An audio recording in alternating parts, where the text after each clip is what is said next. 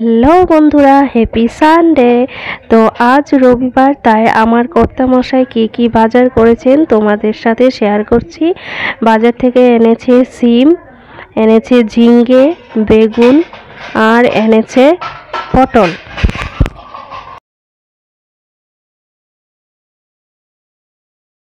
এনেছে এখানে কাঁচা পেঁয়াজ, আলু এবং রসুন।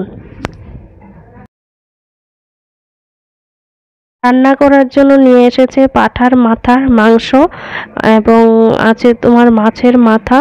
তো আজকে মাছের মাথা রান্না করা হবে না, মাছের মাথাটা ফ্রাই করে রাখা হয়েছে। এর জন্য আমি এখানে আলু কেটে রেখেছি এবং নিয়ে ফেলেছি রসুন, আদা এবং পেঁয়াজ। তো আমি এখানে পেঁয়াজের খোসা এবং রসুনের খোসা ছাড়িয়ে নিচ্ছি এবং পেঁয়াজ কেটে ফেলছি।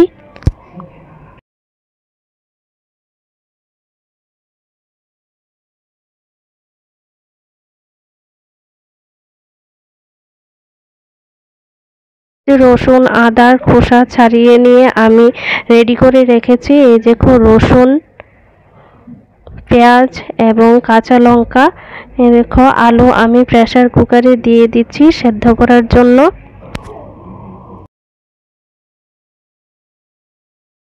ভাত বসিয়ে দিয়েছি। ভাত রান্না কমপ্লিট হয়ে গেছে, একটু নাড়িয়ে নিচ্ছি ভাত হওয়ার পর। তো আমি প্রেসার কুকারে সেদ্ধ করা আলুগুলো ফ্রাই করে নিচ্ছি মাংসের জন্য।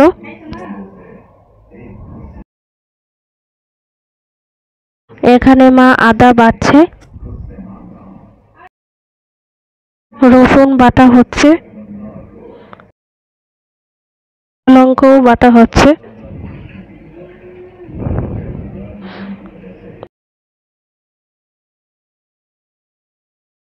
আবার বাজার থেকে লাল কাঁচা লঙ্কা নিয়ে এসেছে, তো এগুলোকেও বাটা হচ্ছে। আমরা সব বাটা মশলাই খেয়ে থাকি।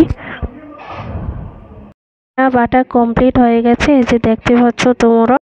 এখন মাংস রান্না আমরা শুরু করে দেব। আমি এবং আমার মা মিলে রান্না করছি। কড়াইতে গরম তেল দিয়ে দিয়েছি, তেজপাতা দিয়ে দিয়েছি। এখন দিয়ে দেব পেঁয়াজ।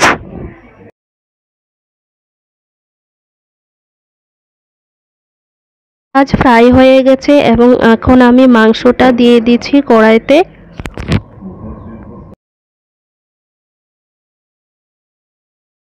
দেওয়া হয়ে গেছে, এখন আমি দিয়ে দিচ্ছি হলুদের গুঁড়ো, লঙ্কার গুঁড়ো,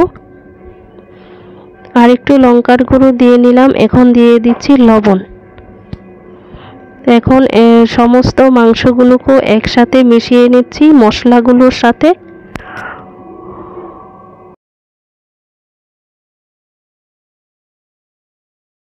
কড়াইয়ের উপর থেকে আরেকটু তেল দিয়ে দিচ্ছি যাতে তেলের কমি না হয়, ভালো করে ফ্রাই হয়ে যায় মাংসটা। বাটায় বাটা মশলা আদা এবং রসুন এখানে মাংসর মধ্যে দিয়ে দেওয়া হয়েছে। তো এগুলোকে ভালো করে মিশিয়ে নেওয়া হচ্ছে মাংসের সাথে এবং ফ্রাই করা হচ্ছে। আমিও একটু মাংসটা নাড়িয়ে নিচ্ছি মায়ের সাথে, তাতে রান্নাটা ভালো হবে। দুজন একসাথে করছি। নাড়িয়ে নেওয়ার পর এখন দিয়ে দিচ্ছি ধনিয়া গুঁড়া এবং জিরার গুঁড়া।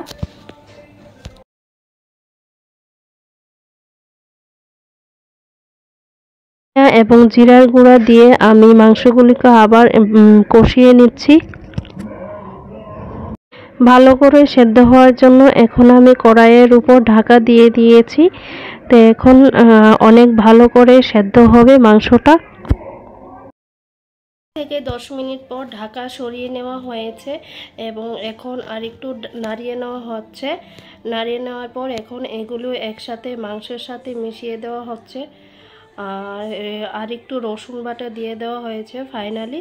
তো এখন সবগুলোকে নাড়িয়ে নেওয়া হবে। ফ্রাই করে রাখা আলুগুলো এখন মাংসর সাথে মিশিয়ে নেওয়া হবে। এই দেখো মাংসের মধ্যে আলুগুলো দিয়ে দেওয়া হচ্ছে।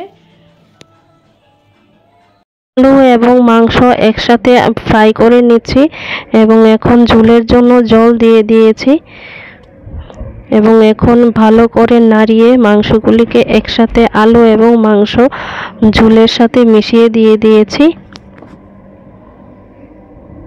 ঝোলটাও মোটামুটি হয়ে গেছে, অলরেডি মাংস রান্নাও কমপ্লিট।